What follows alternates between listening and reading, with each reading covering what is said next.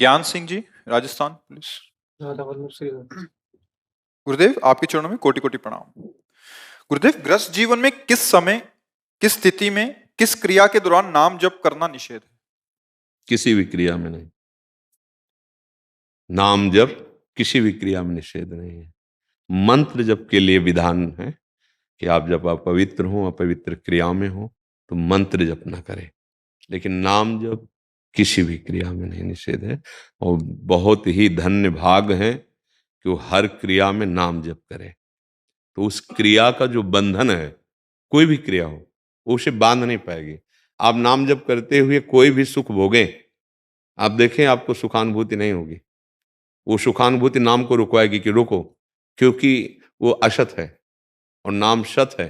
अगर नाम जप करते हुए आप कोई भी क्रिया, कोई भी रसास्वादन, आपको पहले वो रसास्वादन मना करेगा, इस नाम को बंद करो, क्योंकि अगर वो रहा, नाम पहारू दिवस निशि, ध्यान तुम्हार कपाट, तो इस असत संसार में सुख नहीं है। ये जो हमें सुखानुभूति हो रही है, ये भ्रमात्मक है। बिना ज्ञान हुए ये बात समझ में नहीं आएगी। जैसे हम जब गंगा किनारे भ्रमण करते थे, तो प्रातःकालीन बेला पर जब सूर्य की किरणें रेत पे पड़ती थी, तो दूर से दिखाई देता था निर्मल जल भरा हुआ है। मरुभूमि में जहां एक बूंद जल नहीं है, वहां निर्मल जल दिखाई देता था, तरंगायमान दिखाई देता, और जब नजदीक पहुंचो तो एकदम सूखी रेत है। ऐसे ही जिसे हम सुख समझते हैं, ये सुख नहीं, ये सुख की छाया है। क्योंकि है तो सुख कहीं, तो उसकी छाया पड़ रही। सुख कौन है? गोविंद, श्री कृष्ण। जैसे हम जिस शरीर को प्यार करते हैं, उस शरीर से गोविंद हट जाएं, तो उस शरीर को हम नहीं प्यार करेंगे, उसको जला देंगे, उसको गाड़ देंगे। क्यों? शरीर को ही तो जानते थे, उसी से प्यार करते थे, अब क्यों नहीं करते? बोले नहीं, वो नहीं रहा। वो जो प्यार करते थे जिससे, वो नहीं, उसे तुम जानते थे क्या? जानते तो शरीर को थे। अनजाने में भी हम भगवान से ही प्यार करते हैं। जिसे हम सुख समझते हैं, वो सुख नहीं, सुख की छाया है, समझ पड़ती नहीं, ये गिरधर की माया है। ऐसा त्रिगुणात्मिका माया का जाल बिछा हुआ है, पूरा जीवन निकल जाता है। ये भोगो, इसमें सुख मिलेगा, ये देख लो, इसमें सुख मिलेगा, ये एकत्रित कर लो, इसमें सुख मिलेगा। परिणामता कुछ नहीं होता।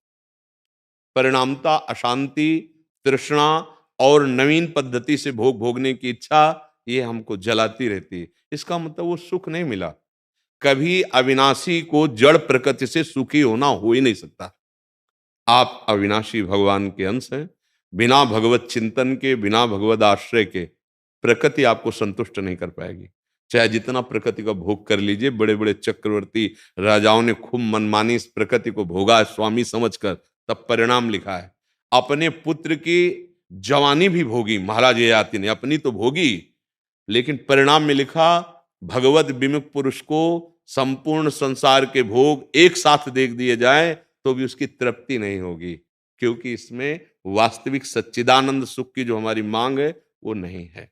जैसे एक आदमी, राजा ने ये ऐलान कर दिया कि रानी के गले का हार कोई चुरा ले गया है, और उसे जो ढूंढ के लाएगा तो उसे हम समान संपत्ति देंगे, अर्थात समान अधिकार देंगे, राजा जैसा अधिकार देंगे।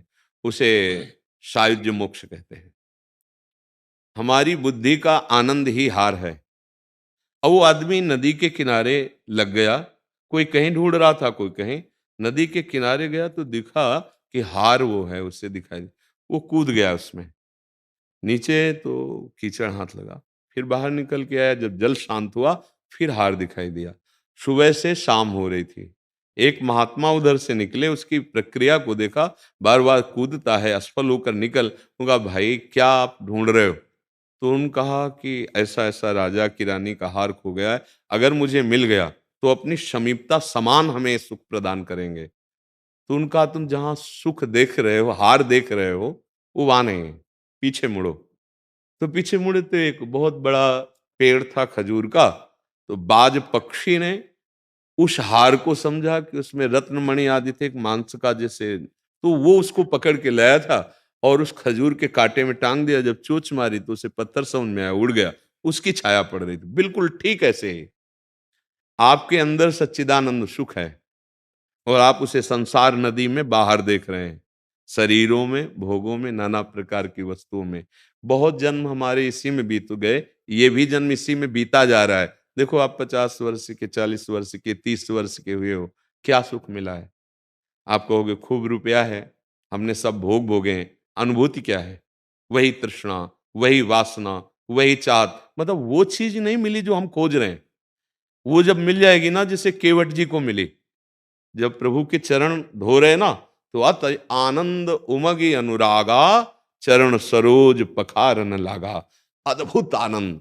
बाद में प्रभु जानकी जी की अंगूठी देते हैं, वो कहता है आपका कछुनाथ न चाहिए मेरे।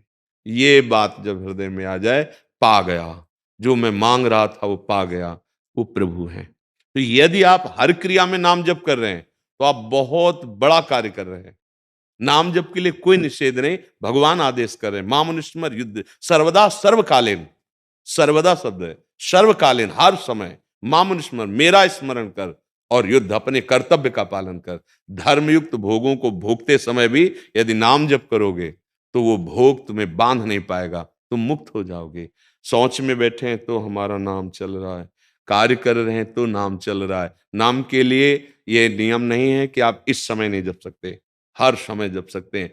मंत्र के लिए नियम है अपवित्र और पवित्रता का। नाम के लिए तो अपवित्र पवित्रो वा सर्वावस्थांगतोपि वह यह स्मरेत पुंडरीकाक्षम सवायाभ्यंतरः शुचि।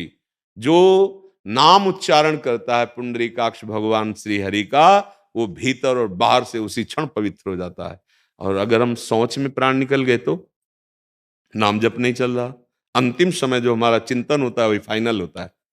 तो हमें हर समय राम कृष्ण हरि जो नाम प्रिय, राधा राधा अभ्यास कर लिया जाए, तो सोने में भी नाम चलता है। हम शयन कर रहे हैं, नाम चल रहा है पक्का, हमारे महापुरुषों में देखा गया है।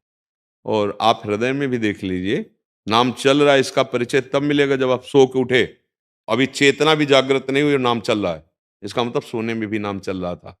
नाम का अगर हम अभ्यास कर लें, तो हर विकार पर विजय प्राप्त हो जाएगी, बिना लड़े विजय प्राप्त हो जाएगी, वो बिल्कुल पक्का। बस नाम निरंतर, ये तो बड़े भाग्य की बात है कि हर क्रिया करता हुआ नाम जप कर रहा है। जितने बड़े महापुरुष हुए हैं, सब नाम के बल से हुए हैं। जितना भजन हुआ, नाम हुआ। देखो, ये नहीं कि विरक्त वेश को ही भगवान मिलते हैं, विरक्त वेश की स्थिति होती है। आप भक्तों को देखो, गृहस्थी में थे, नरसिंह मेहता गृहस्थ थे ना, हाँ, प्रहलाद जी गृहस्थी में ही आगे चल के, ध्रुव जी गृहस्थी में, उनके पुत्र पौत्र सब हुए। और ऐसे महापुरुष हुए जिनका स्मरण प्रातःकालीन करने के लिए आदेश किया गया है। प्रहलाद, नारद, पराशर, पुंडरीक, व्यास, अम्बरीश, शुक, शौनक, भीष्म, दालव्यान। देखो भक्तमाल चरित्र पढ़ के देखो, एक से एक गृहस्थ महाभागवत हुए। और अभी कुछ ही वर्षों पहले महान पूज्य श्री भाई जी हनुमान प्रसाद पोद्दार जी, धोती कुर्ता चश्मा और बड़े बड़े विरक्त उनके चरणों में बैठकर ज्ञान प्राप्त करते थे। पूज्य राधा बाबा ने तो आजीवन का सन्यास ही उन्हीं के समीप रहने का ले लिया। क्या है ये गृहस्थ और विरक्त केवल चलने की पद्धति है, दोनों बराबर सामर्थ्यशाली है, वही अंश है। हाँ, आप प्रभु को भूल गए, आप भोगों में रत हो गए। और अगर भोगों को भोगते हुए प्रभु का स्मरण कर लें, तो जो एक योगी को गति प्राप्त होगी, वही आपको गति प्राप्त होगी, क्योंकि आप धर्मयुक्त भोगों को स्वीकार करके गृहस्थ मार्ग से चल रहे हैं। आप न गृहस्थ हैं, न विरक्त हैं, न आप स्त्री हैं, न पुरुष हैं, भगवान के अंश हैं। बस सेवा मिली है, जो वर्दी मिले, जो पद मिले, उसका आजीवन धर्मपूर्वक निर्वाह कर लिया जाए, तो बस वो भगवान की पूजा बन जाती है। तो हमें पुरुष की वर्दी मिली, हमको, हम किसी के पिता है, किसी के पुत्र है, किसी के पति है, किसी के मित्र है, अपने अपनी जगह ठीक धर्मयुक्त वर्ताव और नाम जप, निश्चित उसको वही गति प्राप्त होगी जो एक विरक्त महान तपस्वी भगवत प्राप्त महात्मा, वैसे ही वो गृहस्थ भगवत प्राप्त महात्मा कहा जाएगा। देखो, विभीषण जी भगवान के सामने आए, तो विभीषण जी क्या है, लंकाधिपति रावण के भाई हैं और दूसरे प्रधानमंत्री हैं। कोई ऐसी लाल पीली पोशाक नहीं है, राजमंत्री है। भगवान क्या कह रहे, तुम सरीखे संत प्रिय मोरे, धरो देह नहीं आन निहोरे। तुम्हारे जैसे संतों के लिए मेरा अवतार होता है। विभीषण जी को भगवान कह रहे, क्यों कह रहे, उनमें साधुता है, वो भजन करते हैं, वो भगवान के प्रति इतना समर्पित है कि रावण लात मारी, बुरा नहीं माना। तो भगवान कैलाशपति ने भी प्रमाणित किया, भगवान शंकर ने कि संत है उमा संत के यही बड़ाई, मंद करत जो करे भलाई। उनका आप पिता के समान, भले मारा मुझे, लेकिन फिर मैं आपसे हाथ जोड़कर कहता हूं, ये जो आप कर रहे हो बहुत बड़ा अपराध है। आप भगवान श्री राम की चरण शरण में जाइए और जानकी जी वापस कर दीजिए। नहीं माना, वो भगवान की शरण में आ गए। गृहस्थ में है विभीषण जी, और महाभागवत परम संत कहे गए। तो देखो, ऐसा नहीं कि आप पैंट शर्ट में संत नहीं हो सकते। संत एक स्थिति होती है, एक स्वभाव होता है, संतों के लक्षण होते हैं, आंतरिक लक्षण होते हैं। हाँ, हमें बाहरी विरक्त मार्ग से वो लक्षण प्राप्त करने, आपको गृहस्थ मार्ग से प्राप्त करने। आप हमसे श्रेष्ठ हैं। कैसे? हमारा जन्म हुआ गृहस्थ में, हमारा भरण पोषण हुआ गृहस्थ से, आज भी भिक्षा मिलती है गृहस्थ से, हमारे वस्त्र पोशाक गृहस्थ से मिलते हैं। और वो गृहस्थ हमारा भरण पोषण करते हुए, जैसे हम भजन कर रहे हैं वैसे वो भजन करते हुए विविध कार्य कर रहा है, इसलिए प्रणाम योग्य है। बस हम लोग ये मान लेते हैं कि हम तो गृहस्थ हैं, हमारा तो कार्य केवल विषयों का भोग करना है, फिर हम बिगड़ जाते हैं। अगर हम ये माने कि हम एक साधक हैं, हमें गृहस्थ धर्म मिला है, या हमें जो भी ड्यूटी, जो भी पद मिला है, यही हमारी पूजा है, हम भगवान का स्मरण करते हुए कभी अधर्म आचरण नहीं करेंगे, ना किसी के प्रलोभन से डरेंगे और ना किसी के भयावह धमकी से डरेंगे, हम अपने कर्तव्य का पालन करेंगे, जीत जाएगा, इस माया पर विजय प्राप्त कर लेगा। पर ऐसा नहीं हो पाता। जहां कोई दुखद परिस्थिति आई, जहां भयावह परिस्थिति आई, हम गिर जाते हैं, या भारी प्रलोभन आया, हम गिर जाते हैं, फिर वो भजन नहीं माना जाता, फिर आप धर्म भ्रष्ट हो गए। ऐसे ही चाहे विरक्त हो चाहे गृहस्थ, अगर अपने अपने अधिकार का ठीक कर्तव्य पालन करे और नाम जप करे तो भगवान को प्राप्त हो जाएगा। बिल्कुल आप ये समझो, जटायु जी ने केवल सिया जी की रक्षा का भाव लिया, तो शरीर त्यागते समय रघुनाथ जी ने उन्हें गोद में लिया, और जब शरीर छूटा तो हरि रूप होकर भगवान के धाम को गए। उस समय जो भगवान के वचन थे, उन्होंने कहा इसमें मेरी कोई कृपा नहीं, आपका कर्म, आपने जो परहित के लिए प्राण समर्पित कर दिए, इसी कर्म ने आपको ये उत्तम गति प्रदान की है, हे तात, ऐसा कह के संबोधन करते हैं। तो जो हमारी राष्ट्र सेवा है, जो हमारी समाज सेवा है, जो हमारी गृह सेवा है, ये हमारी भक्ति है। हम नाम जप करते हुए कभी परास्त न हो। परास्त होने का मतलब प्रलोभन में परास्त हुआ जा सकता है, या धमकी में, भय में। चाहे माया हमें भयभीत करे या चाहे माया के जन भयभीत करे, हमें भय नहीं धारण करना। एक बार ही मरना है, और हर व्यक्ति के शरीर छूटने का निश्चित समय है, अचानक कोई हमें नहीं मार सकता। अगर हमारा समय आ गया है तो चाहे जितनी सुरक्षा हो, हमारे शरीर का नाश हो ही जाएगा। और अगर समय नहीं आया तो छाती खोल के चौड़ी घूमो, कोई किसी की ताकत नहीं बाल बांका कर सके। जो विधना ने लिख दिया छठी राव के अंक, राय घटे न तिल बढ़े, रहुरे जीव निसंग। अगर प्राण छूटने हैं तो जो श्वास आखिरी है वो आखिरी ही होगी, चाहे जितनी व्यवस्था कर लो। फिर डरना क्या, सबको मरना है, एक बार मरना है, तो हमें कोई भय से गिरा सके या प्रलोभन से, ऐसा नहीं। अगर ऐसे चलोगे तो गृहस्थ में या राष्ट्र सेवा में या समाज सेवा में जो आप कर्तव्य कर्म कर रहे हो वही आपका भजन माना जाएगा, और नाम जप कर रहे हो इसलिए आपका सच्चिंतन है, आपको भगवत प्राप्ति हो जाएगी। समझ पाए आप? अंकित जी आगरा से। श्री हरिवंश। श्री हरिवंश गुरुदेव, आपकी कृपा से 4 महीने से निरंतर नाम जप के अभ्यास से अब ये आभास होता है कि मन से एक युद्ध चल रहा है।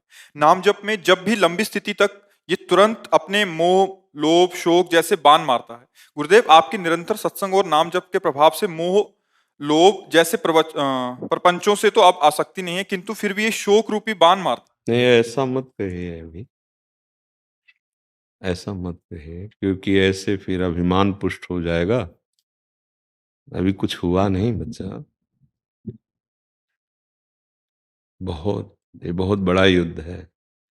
ये नाम जप से, जैसे आप जप रहे हैं तो शांत है, लेकिन ये मिट गए हैं ऐसा नहीं। जिस समय मिट जाएंगे उस समय ब्रह्माकार वृत्ति हो जाएगी। कोई प्रश्न नहीं, कोई इच्छा नहीं। ब्रह्मभूता प्रसन्नात्मा न शोचति न कांक्षति, समः सर्वेषु भूतेषु मद भक्तिम लभते पराम। परम लाभ, अब न कोई शोक है, न कोई चाह है, न वांछना।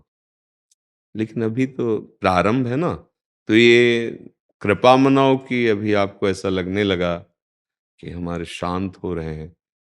अब ये शांत नहीं हुए, अभी आगे देखना।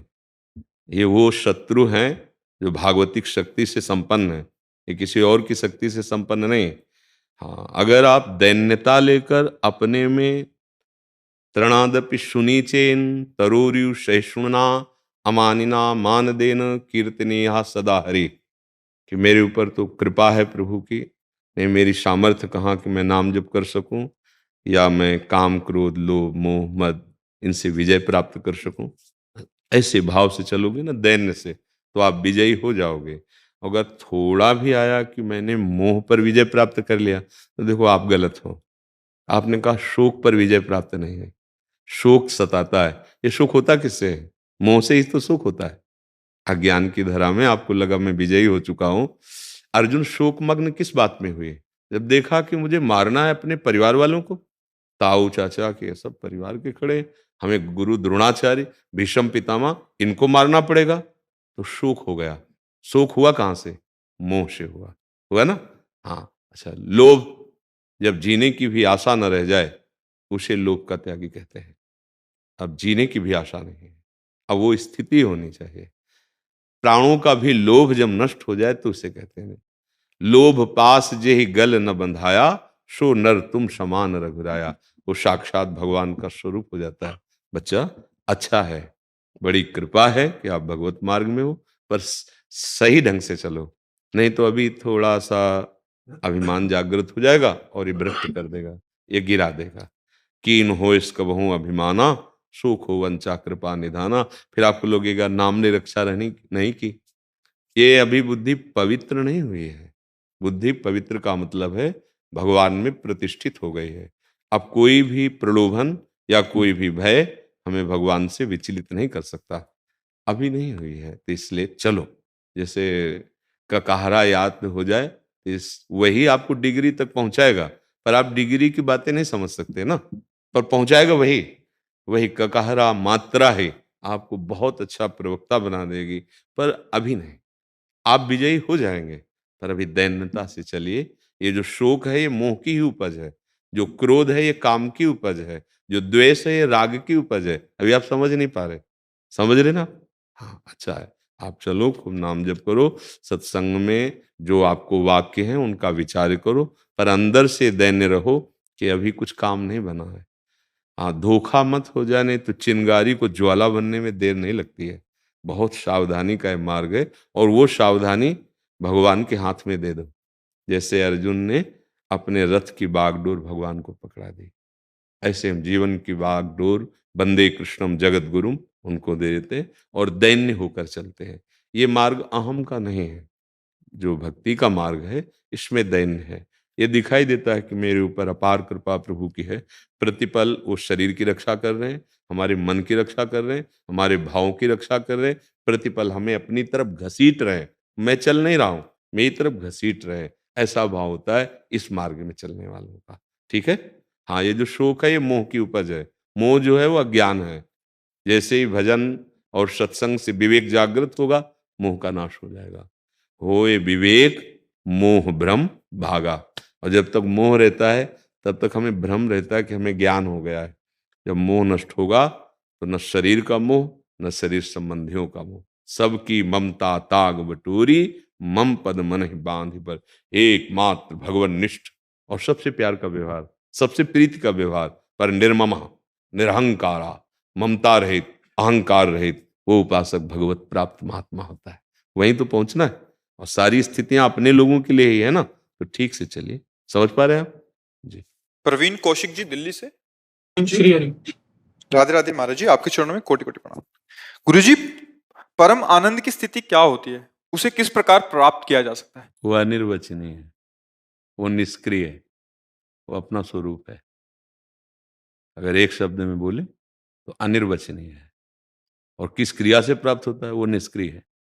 समस्त क्रियाओं का जब अहम त्याग हो जाता है, कर्ता भाव, और समस्त भोगों का भोक्ता भाव, तो जो है वही परमानंद है। जितना जो कुछ है, पहले साधन के द्वारा असाधन त्यागे, फिर साधन का भी अहम त्याग दे, तो जो बचता है स्थूल सूक्ष्म कारण तीनों से परे, वो है वही परमानंद है। वो अनिर्वचनीय है, वाणी की सामर्थ्य नहीं कि उसको बोल सके। वो अनुभव गम में भजें जे संता। समझ पा रहे? ये पहला उत्तर। अब दूसरा उत्तर, जब हम शरीर में फंस गए हैं, फंसे हैं ना शरीर में, शरीर की क्रियाओं में, इंद्रियों की क्रियाओं में और भोगों में फंस गए हैं। अब इससे निकल, जैसे कांटा लगे ना, तो उसको निकालने के लिए वैसे ही यंत्र चाहिए। या तो कांटा ही होना चाहिए मजबूत, और या फिर कांटे जैसी सुई होनी चाहिए, तभी कांटा निकलेगा ना। तो हम फंस गए आकार में, इस शरीर में फंस गए, संसार के भोगों में। अब हमको सुधरना है। तो मानी संख्या आकार की, गुरुदेव, भगवत स्वरूप, गुरु ब्रह्मा गुरु विष्णु गुरुदेव महेश्वरा, गुरु साक्षात परब्रह्म, मानी संख्या। वैसे तो सर्वत्र वही है, पर अब हम मान लिया कि मेरे भगवान गुरुदेव। अब सवाल हल होना शुरू हुआ। अब गुरुदेव ने जो हमें आज्ञा करी साधना की, अब उस पे हम लग जाएं, तो हमारा अहंकार गलित होने लगेगा, हमारा हृदय पवित्र होने लगेगा, हमारी कामनाएं शांत होने लगेंगी। जहां कामनाएं हटी, अहंकार गलित हुआ, ये जो पुरुषत्व का अहंकार है ना, मैं स्त्री मैं पुरुष, देहाभिमान, तो परमानंद कहीं उपज नहीं है कोई। परमानंद हमारा स्वरूप है। परमानंद हमारे आराध्य देव है ना, जो आनंद सिंधु सुख राशि भगवान, उन्हीं के हम अंश कहे जाते हैं ना। तो आनंद सिंधु का अंश क्या होगा? आनंद सिंधु, चेतन अमल सहज सुख राशि। वो जो सुख है वो परमानंद है। ये जो शरीरों का भोग है ये विषयानंद है, ये क्षणिक है, क्षण मात्र का, फिर भी खो जाता है, फिर लगता है नहीं सुख तो था, फिर हम उसको भोगते हैं, फिर लगता है कि बार बार बार बार पूरा जीवन चला गया, परमानंद मिला क्या? परमानंद का मतलब अब कछु नाथन चाहिए हो रे, ऐसा कहीं हुआ? नहीं हुआ ना। हाँ, अब गुरुदेव की आज्ञा में चलो, शास्त्र सम्मत सत्संग सुनो। शास्त्र सम्मत इसलिए कह रहे कि मनमुखी नहीं, नहीं तो भटक जाओगे। शास्त्र सम्मत साधु सम्मत सत्संग सुनो और नाम जप करो। नाम जप करते हुए सारे कर्म भगवान को समर्पित कर दो, तो इनके बंधन से जहां छूटे तो देह राग मिटा, भगवान की अपने आप प्राप्ति हो जाएगी। क्योंकि भगवान बैठे हैं, यहीं बैठे हैं, चाहे उन्हें आत्मा कहो, परमात्मा कहो, भगवान कहो, यहीं बैठे हैं। बस हमारा जो शरीर और इंद्रियों का राग हो गया है, देहाभिमान में पुरुष हूं और इंद्रियां जो हमारी भोगों में चली गई, यही हमारे परमानंद का जो स्वरूप है उसको ढकने वाली है। नाश तो कोई नहीं कर सकता, वो ढका हुआ है। अब इनको हटा दो, जैसे ऊपर से राख हटाओ तो नीचे आग है, प्रज्वलित आग। ऐसे ही महान परमानंद अपना स्वरूप है, बस इस राग में फंस गए हैं, राग मिटाना है। इसीलिए ये सत्संग है, इसीलिए भजन साधन है, इसीलिए गुरु परंपराएं हैं। तो किसी महापुरुष का आश्रय लो। जैसे आपको वृंदावन घूमना हो, आप नहीं जानते निधिवन कहाँ है, रंगनाथ जी कहाँ है, बिहारी जी कहाँ है, राधा वल्लभ जी, राधा रमन जी, पूरे वृंदावन में ना, तो एक गाइड करना पड़ेगा। नहीं होता ये, वो कहेगा हम आपको। तो ये जो संत जन है, जो गुरुजन है, ये भव जाल जो बिछा हुआ है माया का, ऐसी पगडंडियां कि फंस जाओ, तो गाइड पकड़ो गुरुदेव का, और गुरुदेव बताएंगे कि इन पगडंडियों से निकलकर ऐसे ये है स्थान आपका परमानंद, नहीं जहां जाना है। देखिए, तो गुरुदेव का आश्रय लो। अगर आपको प्रगट में नहीं मिल रहे तो सबसे बड़े गुरुदेव, गुरुदेव के गुरुदेव जगत गुरु श्री कृष्ण, उनको अंदर हृदय से मानो कि हे भगवान, मैं आपको गुरुदेव रूप से वरण करता हूं, और अगर आपको लगता है प्रगट में चाहिए तो आप पहुंचा दीजिए या उनसे मिला दीजिए, वो हमसे आके मिल ले या हमको वहां पहुंचा दीजिए। फिर यात्रा शुरू होती है परमानंद की, जब हम उनकी आज्ञा के अनुसार साधन करते हैं। वैसे तो वो निष्क्रिय आनंद है, क्योंकि कोई भी क्रिया प्रारंभ की जाती है और अंत हो जाती है, तो प्रारंभ और अंत वाली क्रिया से अनंत का अनुभव नहीं होता। समझ रहे? पर करना पड़ेगा, क्योंकि करने का वेग है। अगर सही नहीं करोगे तो गलत करवा देगा। तो सत मार्ग की क्रियाएं करो, असत का त्याग कर दो, और जब आप सत क्रियाएं करोगे तो गुरु कृपा से आपको पता चलेगा कि ये तो माया के प्रवाह गुणों से हो रहा है। तो सत्य क्रियाओं का भी कर्ता भाव खत्म हुआ, और जहां कर्ता भाव खत्म हुआ तो वहीं आप हैं। आपका जो स्वरूप है वो आनंद स्वरूप। ये अहंकार हमें आनंद नहीं लेने दे रहा। मैं धनवान, मैं बुद्धिमान, मैं तो फंसा दिया माया में। मैं और मोर तोड़ते माया, इसी में फंस गए। समझ पा रहे आप? हाँ, संतों के निर्देश से चलो, नाम जप करो, अच्छे कार्य करो, सत कार्य करो, बुरे कार्यों का त्याग कर दो, तो आप परमानंद की तरफ चल पड़ोगे। आप परमानंद है क्या? आप ही है। अभी गलत जगह हम अपने आप को लगा दिया, ये इसलिए हम फंस गए हैं। अब हमें मुक्त अगर होना है तो हमें शास्त्र और संत सम्मत मार्ग को चलना होगा। जैसे जैसे आप गंदे आचरण करते जाओगे, वैसे वैसे आपकी बुद्धि इतनी मलिन होती जाएगी कि ये सब बातें आपको व्यर्थ लगने लगेंगी, समझे में नहीं आएगा। और जैसे जैसे आप पवित्र आचरण करोगे तो ये बातें अमृत जैसी आपको लगने लगेंगी। ये लगेगा कि हाँ, मुझे अब यही सुख प्राप्त करना है। तो गृहस्थी में रहते हुए, भोगों को भोगते हुए वो परमानंद को प्राप्त कर सकता है। जो ये जान जाए कि मुझे कैसे चलना है परमानंद के मार्ग में, संपूर्ण गीता, संपूर्ण शास्त्र, संपूर्ण महापुरुष उसी का वर्णन करते रहते हैं। तो पहली सीधी बात पकड़ो, गलत कार्य नहीं करना, अच्छे कार्य करना है। दूसरों को सुख पहुंचाना अच्छा कार्य कहा जाता है। जिसे शास्त्र कहते हैं करो, उसे अच्छा कार्य कहा जाता है। और नाम जप करेंगे और सत्संग सुनेंगे, अपने आप आपको मार्ग मिलने लगेगा परमानंद का। ठीक है जी। रूपा काफले जी नेपाल से। श्री हरिवंश। महाराज जी राधे राधे। महाराज जी, मैं गुरु द्वारा दीक्षित हूँ। मेरे गुरु ने 12 वर्ष पहले ही समाधि ले चुके हैं, तो गुरु के समाधि के बाद शिष्यों का गुरु आश्रम में आना जाना कम होता है। गुरु दीक्षित शिष्यों में भी बहुत कम है जो आश्रम आते हैं। महाराज जी, मेरा प्रश्न यह है कि गुरु के समाधि के बाद गुरु आश्रम का अस्तित्व क्या होता है? गुरु की समाधि के बाद शरणागत का कर्तव्य बढ़ता है, रिस्पॉन्सिबिलिटी बढ़ता है, कैसे सेवा करनी चाहिए? अगर सच्चा परमार्थ का पथिक है तो गुरु मंत्र पे नजर रखता है, गुरु वाक्यों पे नजर रखता है। अगर गुरु आदेश कर गए हैं कि आश्रम की सेवा देखिए तो बात अलग है। नहीं, आश्रम की सेवा देखने में ही कि गुरु भाई में दोष दर्शन होता है कि पहले तो ऐसा नहीं होता था, अब ऐसा होता है, लड़ाई झगड़ा होते हैं, फिर संपत्ति पर नजर हो जाती। ये सब प्रपंच नहीं। परमार्थ के पथिक को गुरु वाक्यों पर ध्यान देना है। अगर गुरुजी कह गए हैं जिम्मेवारी तुम्हारी, तो आप प्राण अर्पित करके करना है, क्योंकि उनकी आज्ञा पालन अगर नहीं तो गुरु मंत्र और गुरु उपदेश पर नजर रखो। वही गुरुदेव का जीवन है, वही गुरुदेव की संपत्ति है। नाम सुकृत धन अपनी जीवन, अति हित मान देत वरदान। वृंदावन हित बलिपद पावन, भक्ति प्रकाशत ज्यों जग भान। नमो नमो गुरु कृपा निधान। गुरुदेव ने कृपा करके अपनी जीवनी शक्ति दे दी। नाम, मंत्र, उपासना, हमको उस पर ध्यान रखना है। बाहरी मायाकृत संपत्ति का यदि आदेश किया है कि आपकी जिम्मेवारी, फिर प्राणपन से सेवा करेंगे। अन्यथा बाहरी में तो फिर राग द्वेष हो जाता है। वो ऐसा फिर लड़ाई झगड़ा, फिर मुकदमा कि अमुक शिष्य का अधिकार नहीं, मेरा अधिकार, और सब फिर दोस्त नहीं। सब गुरु का वैभव, पूरी सृष्टि अखंड मंडलाकारम व्याप्तमेन चराचरम। हम गुरु मंत्र और गुरु वाक्य पर नजर रखेंगे, बस, इसके बाद नहीं। गुरु अगर आदेश करते हैं तो बात है, अन्यथा नहीं। और महाराज जी, गृहस्थ शिष्य जो हैं, जो जैसे बाहर रहते हैं, तो उनके गुरुदेव का वो है, उनके लिए क्या आज्ञा है महाराज जी? हाँ, समाधि में जाए, दर्शन करें, प्रणाम करें। जो भेंट सेवा की वृत्ति पहले अपनाए थे वही अर्पित कर दे। अगर वहां राग द्वेष दिखाई देता है तो ना जाए, अगर दोष दर्शन होता है तो ना जाए। गुरु की छवि और गुरु प्रदत्त नाम मंत्र और गुरु अविनाशी मरण धर्मा नहीं होते। शरीर तो छूटेगा, ये तो नरक है ही है, आज नहीं तो कल छूटेगा।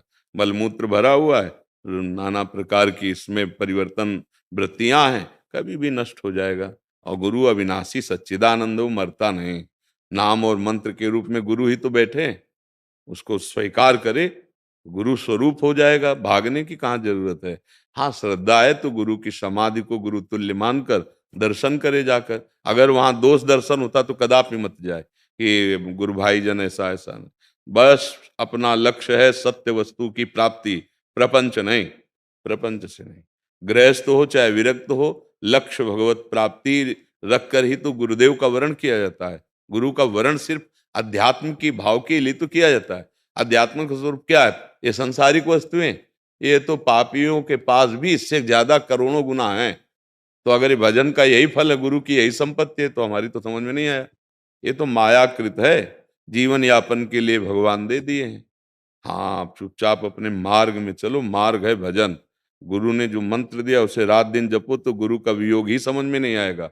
ऐसे लगेगा गुरुदेव हमारे हृदय में हैं, गुरुदेव हमारे आज्ञा चक्र पर पद्मासन लगाए बैठे हुए हैं, गुरु हमारे जैसे श्री कृष्णचंद्र जी अर्जुन का रथ हाँक रहे हैं, ऐसे हमारे हृदय में बैठे चला रहे हैं। गुरु यहीं बैठे हैं, यहीं। बाहरी संपत्ति पर नजर न रखे, बाहरी बातों को ध्यान न दे, सेवा दिए हो तो आज्ञा पालन करे, नहीं तो चुपचाप नाम मंत्र जपते हुए। हाँ, और जहां सत्संग अपने मार्ग के अनुकूल मिले वो गुरु की ही वाणी सुने, शास्त्रों का स्वाध्याय करे, आगे बढ़े। ये राग द्वेष लड़ाई झगड़ा ये सब ये नहीं, अध्यात्म ये नहीं सिखाता। राधा राधा राधा सब गुरु की संपत्ति है। हमें जो गुरु ने दिया है वो अमोघ है, नाम मंत्र उपासना। और सदगुरुदेव भगवान अगर योग्यता दिए है कि भाई प्रपंच का माहौल देखे तो फिर वही बल देकर निर्वाह करते हैं। अपने लोगों को देखना कि नहीं, ना ये कभी संपत्ति थी ना रहेगी, बीच में भास रही है, ये मायाकृत है, ये गुरु की संपत्ति नहीं। गुरु की संपत्ति नाम मंत्र और उनके वचन, जो सत्य है वही तुम्हें सत्य में प्रतिष्ठित करेंगे। प्रायः शिष्य जनों की भावनाएं लौकिक संपत्ति में लग जाती हैं। गुरु के प्रभाव से आई हुई लौकिक संपत्ति का भोग करने वाला शिष्य गुरु की आंतरिक संपत्ति पर कभी अधिकार नहीं प्राप्त कर सकता। अगर ज्यादा लोभ बढ़ गया तो गुरु के होते हुए भी गुरु के साथ अमंगल व्यवहार कर सकता है। ऐसे कितने उदाहरण हुए कि गुरु को जहर दे दिया, ऐसा ऐसा। कई बार हमने सुनाया कि एक बहुत बड़े महापुरुष थे, अब जो ऊंचाई में पहुंचते हैं तो सारा वैभव रिद्धियां सिद्धियां सब आने लगती हैं, बड़ा वैभव। तो एक मास्टर थे, वो आया जाया करते थे। मास्टर बुद्धिमान तो थे ही, विवेकवान नहीं थे। उन्होंने सन्यास ले लिया। अब ज्यादा प्रियता और सब सेवाएं संभालने लगे धीरे धीरे। पर उनमें एक दो ऐसे शिष्य थे जो बहुत गंभीर और भजनानंदी थे, तो उनको शक हो गया कि गुरुजी संपत्ति इन्हीं को देंगे। और वो मास्टरी का त्याग और वैराग्य लेना केवल संपत्ति देखकर था। अब वो बड़े महापुरुष थे तो शाम टाइम जो है वो ऐसे तो उसमें जहर मिला दिया और जो रखी गई थी वो हटा दिया। और ऐसे अब वो तो सिद्ध पुरुष, ऐसे उठाए खप्पर में डाले, ऐसे देखा, बुलाया और कहा सब शिष्यों से बाहर हो जाओ। कहा बच्चा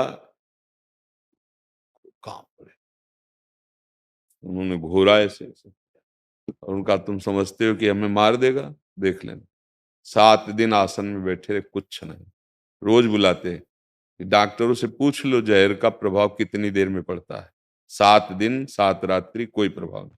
इसके बाद कहा बेटा अब जा रहे हैं तुम्हारे जहर से नहीं, अब हमारा समय शरीर छोड़ने का। जिस शरीर छोड़ने का भाव किया पूरे शरीर में जहर श्याम रंग शरीर का हो गया। सब संत जन वहां गए, देखा कि सरकार को जहर खवा दिया गया।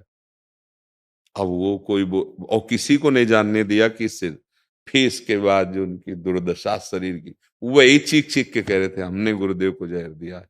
बुद्धि खराब, शरीर में ऐसा गलित मवाद, जैसे पानी भरी भूमि में पानी सूख जाए तो ऐसे पपड़ी नहीं पड़ जाती, ऐसे पूरे शरीर में पपड़ी, जहां से देखो वहीं से मवाद। अरे गुरु अपराध इतना भयंकर, ब्रह्म ऋषि को मारने का प्रयास, मतलब बहुत। ये क्या हुआ? आश्रम, रुपया, पैसा, लौकिक संपत्ति। और वो तो अवधूत महापुरुष थे, उनको कोई मतलब इससे नहीं था। ये अगर हम गुरु की बाहरी प्राकृतिक संपत्ति पर नजर रखेंगे तो अपराध के सिवा और कुछ नहीं बनने वाला। हमें गुरु ने जो संपत्ति दी है, नाम परम धन है, मंत्र परम धन है, उनके आदेश, उनके उपदेश, यही जीवन है। मुझे यही लगता है कि बाहरी बात पर, हाँ गुरु ने आज्ञा दी हो तो बात अलग है, नहीं तो बाहरी बात पे नहीं फंसना चाहिए। हाँ, जब तक गुरुदेव का सानिध्य प्रकट में है तो सानिध्य, और नहीं जैसा आदेश, नहीं तो अपना भजन हमारा जीवन है और गुरुदेव हमारे पास है, कहीं भटकने की जरूरत नहीं। बनवाए तो परिक्रमा मार्ग में आनंद लेव करेंगे, इससे के दर्शन करते हुए और परिक्रमा मार्ग बनवा लिया, दर्शन ऊपर बनवा लो। ऐसा सुनो, जो कुछ चढ़ता है, हम सब रोटी दाल मंगा के बहुत संत है पाते, तो अब नहीं, हम ये नहीं चाहेंगे। राधा रानी से ये चाहेंगे कि तुम्हारे मन मंदिर में वो आवे। हम ये चाहेंगे, हम ये नहीं चाहेंगे कि महल बने। तुम्हारे लोगों के हृदय में राधा प्रेम हो, तुम्हारे लोगों के हृदय में श्री कृष्ण प्रेम हो, ये हमारे जीवन का लक्ष्य है। हम तुम्हारे हृदय के परिवर्तन के लिए बैठे हैं, हमें बिल्डिंग बनाने के लिए नहीं। हमें वो चाहिए जो तुम्हारे को सुख प्रदान करे, वो है तुम्हारा मन। अगर तुम्हारा मन राधा रानी में लग गया तो हमारा जीना सफल हो गया, हमारी मेहनत सफल हो जाएगी। पूजनीय संत संत गया प्रसाद जी महाराज की जन्मभूमि से आया हूँ महाराज, हाथरस से। आपके दर्शन है कि कृतार्थ है महाराज। प्रभु संबंध का निर्वाह बहुत अच्छे से करते हैं। महापुरुषों से संबंध का मतलब है वही भाव हमारे हृदय में आ जाए। जैसे हम गर्व से कहते हैं ना कि हम बाबा के, तो बाबा के प्राण जैसे लालजू महाराज थे ना, वैसे ही हमारे हृदय में प्यार उत्पन्न हो। अगर लालजू के प्रति नाम जप, लालजू के प्रति प्यार और समर्पण हो गया, मानो हमने बाबा को रिझा लिया। बाबा हमारे हैं तो हमारे हृदय में बाबा का जहां प्यार है, देखनो ये है कि महापुरुषों को हियो कहाँ ठहरानो, हियो कहाँ ठहरानो, ताको गहनो, गहनो माने उसको पकड़ना। बाबा का हृदय कहाँ है? लाल जी पर। तो लाल जी पर हमारी चित्त वृत्ति अर्पित हो जाए, हम उनका नाम जप करें, हम उनके आश्रित रहें, यही हमारे संतों के संबंध का फल है। संत संग हुआ किसी भी संबंध से, गुरु शिष्य का संबंध, सत्संग से संबंध, या जन्म से संबंध, या कर्म से संबंध, अब हमारा परम मंगल होना चाहिए। संत संग अपवर्ग कर, अर्थात भगवत प्राप्ति होनी चाहिए। तो खूब नाम जप कीजिएगा और ठसक रखिए महापुरुषों की चरण रज का। बस ये चरण रज हमें वो भगवत प्रेम प्रदान कर देती है। हमें बहुत अच्छा लगता है, जैसे आप सब जन नहीं कि हम बाबा, बस जिसके जीवन में संत है माया उसे परास्त नहीं कर सकती। वास्तविक जिसने अपने जीवन में किसी संत को गाइड रूप में, आराध्य रूप में, निर्देशक रूप में स्वीकार कर लिया कि अब हमारे जीवन का जिधर निर्देश वो करेंगे उधर, वो निश्चित संत संग अपवर्ग कर, वो समस्त दुखों से मुक्ति प्रदान करने के लिए है। मन नाम खूब जपिए, महापुरुषों के वचन याद रखिए। बाबा जी हमारे हाथरस में एक जगह पे उनकी बाबा जी की मूर्ति लगा के मंदिर बनाया है, हाँ बहुत सुंदर है। तो ऐसा ये सही है? वैसे महापुरुषों के वचन ही पर्याप्त हैं, उनके वचनों पे हम चले तो आज आप श्रद्धा करते हैं, कल उनको शायद ना जानने वाले लोग उस समय हो, लेकिन उनके वचन को जो जानेगा वो अनादिकाल तक वचन उसको उस परम तत्व में स्थित उस स्वरूप को प्रदान करने वाले बने। हमें लगता है महापुरुषों के वचनों पर ज्यादा हमें ध्यान देना चाहिए, क्योंकि महापुरुषों का जीवन उनके वचन है। अगर उनके अमृतमय वचनों को स्वीकार कर ले तो जहां वो महापुरुष हैं वहीं वो पहुंचा देंगे। आप सरिस चाहें सब की ना, वो अपने समान सबको बनाना चाहते हैं, अर्थात भगवत प्रेमी, अर्थात परमानंद में युक्त हमारा मन ही हो जाए। वो लालजू महाराज हैं, परमानंद का स्वरूप, भगवत स्वरूप हमारे। जय जय श्री राम, जय जय।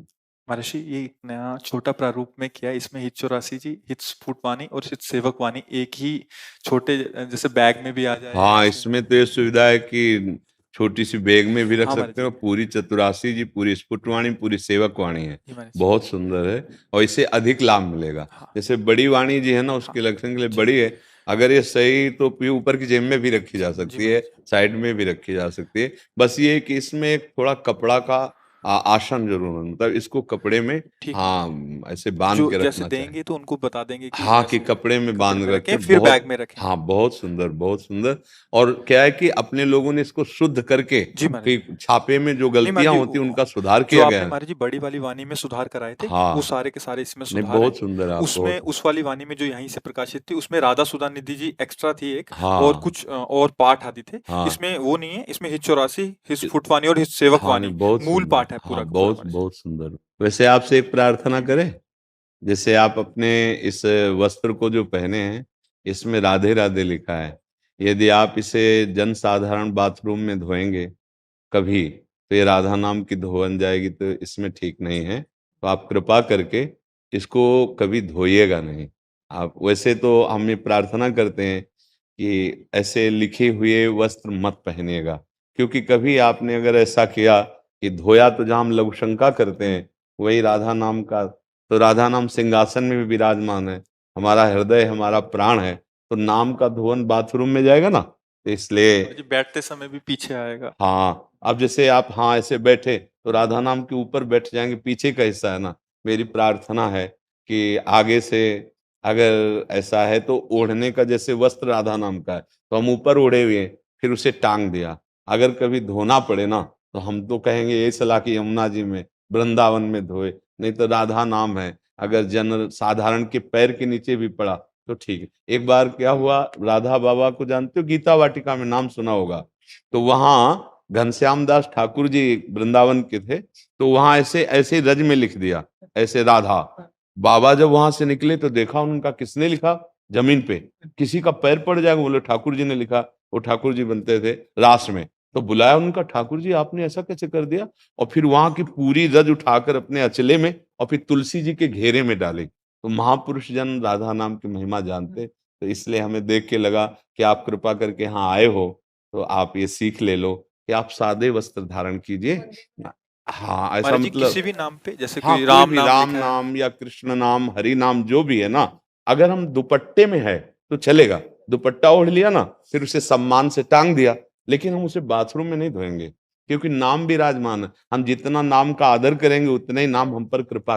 महाराज जी एक और इसमें आजकल ठाकुर जी राधा कृष्ण की छवियों वाली टी शर्ट्स आदि भी डालते हैं लोग, उसको भी सेम विधान रहेगा? वैसे हम भावते ही करेंगे कि जैसे हम छवि को भी तो सिंहासन में विराजमान करते हैं। अब मान लो राधा कृष्ण जी की छवि बनी है और हम उसे ऐसे धोएं तो नाम और रूप तो बात एक ही हो गई ना। आजकल क्या है, लोग अपने सामान को बेचने के लिए ऐसे नाम प्रभु के रख देते हैं, अब या कार्ड में नाम छपवा देते हैं, या अब ये उनको ये पता नहीं है कि इसको कार्ड, जो निमंत्रण कार्ड में नाम बनाया, प्रभु का रूप बनाया, वो उसे डस्टबिन में फेंकेगा, फेंका जाता है ना।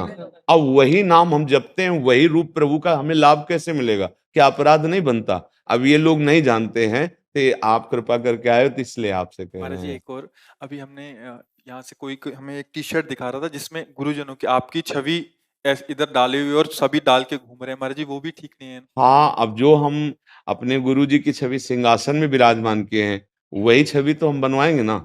अगर वो छवि का हम उतना आदर, अगर पीठ में है तो कैसे, अगर हम वस्त्र में छाती में भी रखे हैं तो देखो सब चीज दिखाई थोड़ी जाती है।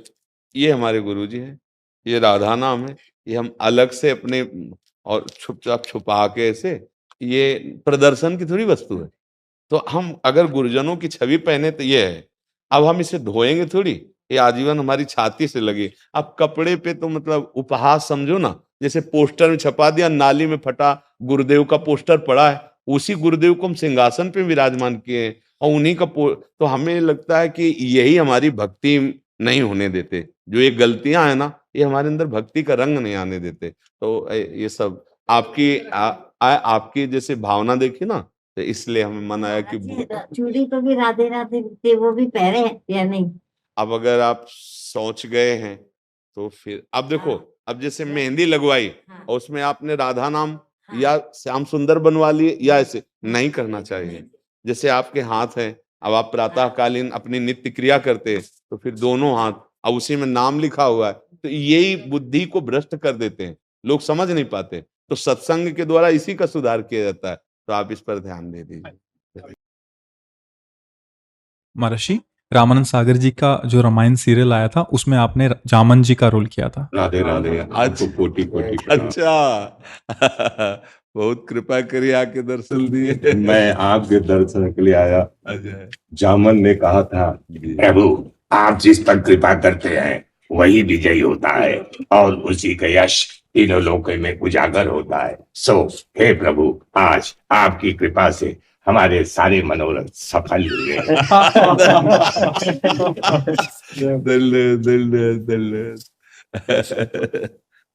आज हमारी सारी मनोरथ हमारी, मैं आपको यूट्यूब पर आपकी सदा जय हो लिख के भेजता रहता। जी जी जी जी। श्री जी की एक चुनरी उड़ाओ।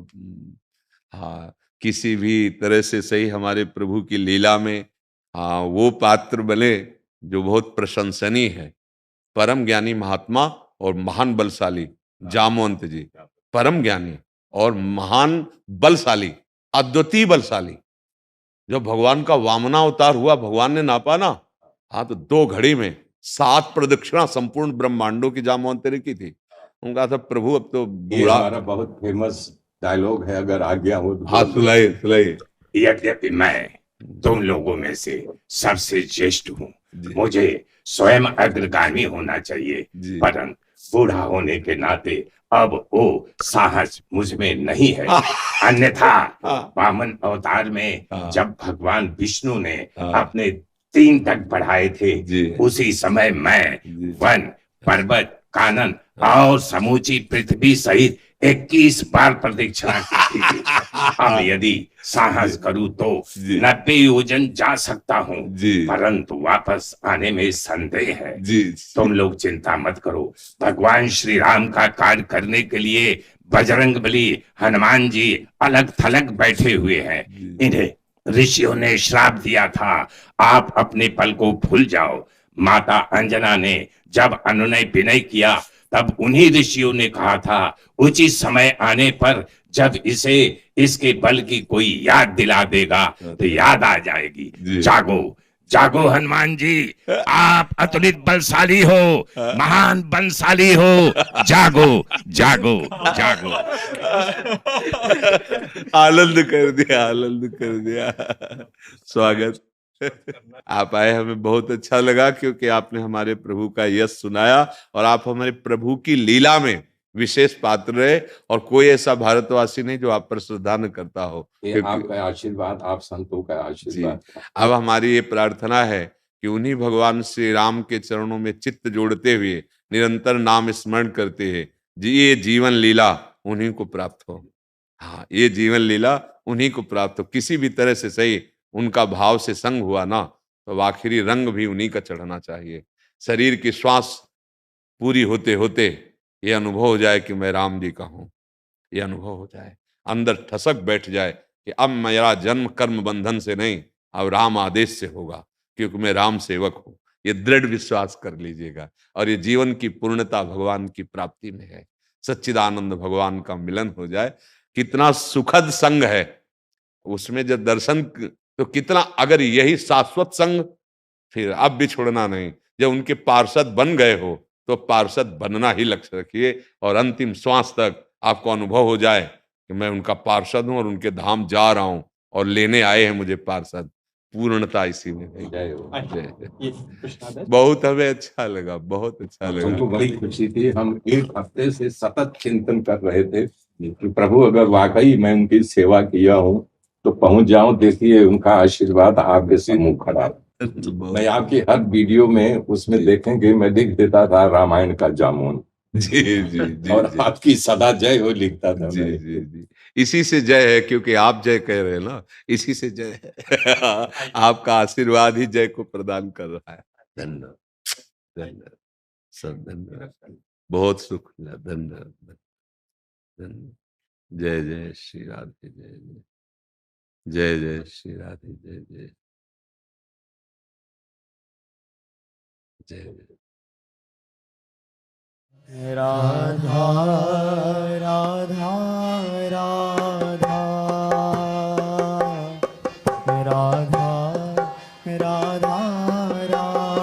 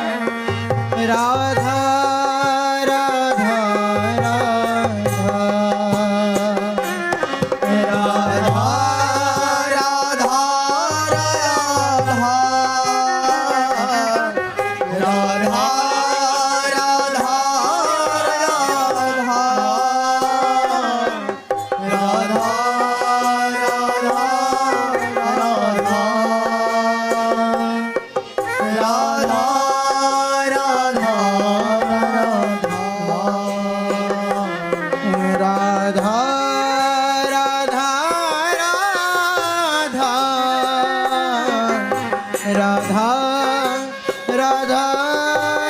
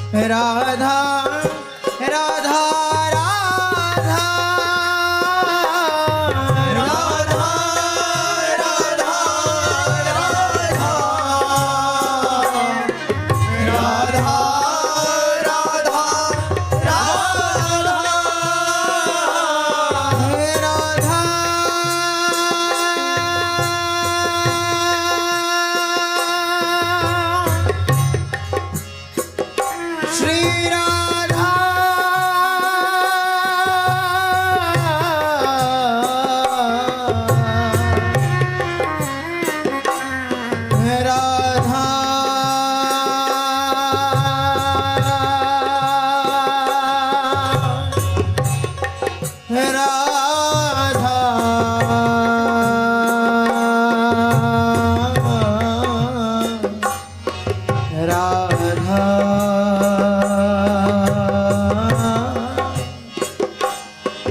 राधा